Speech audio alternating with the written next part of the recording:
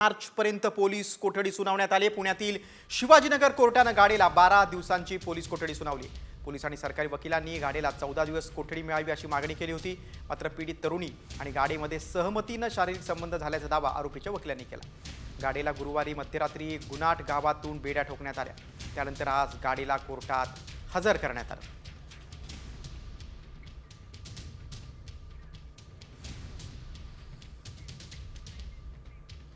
झालेलं आहे ते बाय कन्सेंट झालेलं आहे, दोघांच्या मर्जीने झालेलं आहे, म्हणून याला बलात्कार म्हणता येत नाही। सुप्रीम कोर्टाच्या गाईडलाईन सांगितलेत, सुप्रीम कोर्टाच्या गाईडलाईन पण सांगतात की बाय कन्सेंट झालेला सेक्स जर झाला असेल, सहमतीने शारीरिक संबंध झाले असेल, ते रेपच्या श्रेणीमध्ये येत नाही।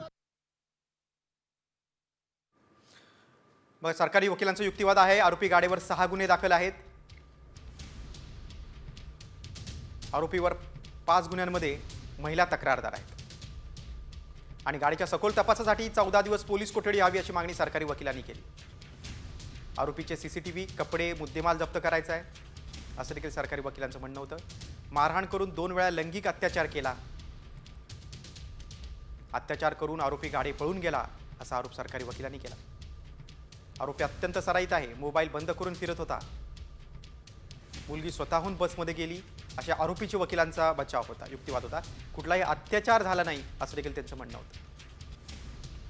दोघांमध्ये सहमतीने शारीरिक संबंध झाले असा युक्तिवाद आरोपीच्या वकिलांनी केला।